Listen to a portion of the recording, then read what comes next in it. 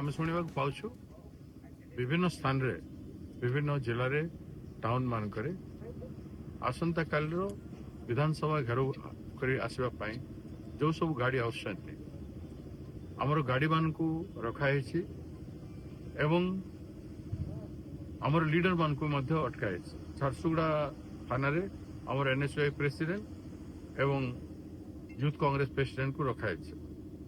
ତେଣୁ ମୋର ଅନୁରୋଧ ପ୍ରଶାସନ ପୁଲିସ ବିଭାଗ ସେ ଭୁଲ କରନ୍ତୁ ନାହିଁ। ଆପଣ ଶୃଙ୍ଖଳା ରକ୍ଷା କରନ୍ତୁ। ଆମର ଆନ୍ଦୋଳନ ହେବ, ଆମେ ଶାନ୍ତିପୂର୍ଣ୍ଣ ଭାବରେ କରିବୁ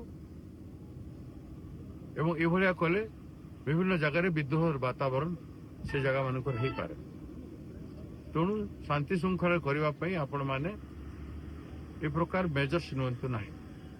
ମୁଁ ଆମର ଲିଡର ମାନଙ୍କୁ ଅନୁରୋଧ କରିବି ସବୁ ଝାଡ଼ଝଞ୍ଝା ସହିକି ଆମର ରାଜ୍ୟ ବ୍ୟାପୀ ପ୍ରତ୍ୟେକ ଜିଲ୍ଲା ପ୍ରତ୍ୟେକ ବ୍ଲକରୁ ପ୍ରତ୍ୟେକ ଟାଉନରୁ ଯେଉଁମାନେ ଆସୁଛନ୍ତି ଏକତ୍ରିତ ହେଇକି ଏ ଅନ୍ୟାୟର ବିରୋଧ କରିକି ଆପଣମାନେ ଆସିକି ଆସନ୍ତାକାଲିର କାର୍ଯ୍ୟକ୍ରମରେ ଯୋଗଦାନ କରିବେ ଏବଂ କୌଣସି ଜାଗାରେ ଅଟକେଇଲେ ଆପଣମାନେ ଫୋନ୍ ଫାନ୍ କରି ଆମ ଲୋକମାନଙ୍କୁ ଫୋନ୍ ଫାନ୍ କରିକି ସୂଚନା ଦେବେ। ଆପଣମାନେ ସଂଘବଦ୍ଧ ଭାବରେ ଏ ଅନ୍ୟାୟର ମୁକାବିଲା କରିବେ। ଆଗକୁ ଅନେକ ଲଢ଼େଇ ଅଛି, ଏଇଟା ତ ଆରମ୍ଭ ମାତ୍ର।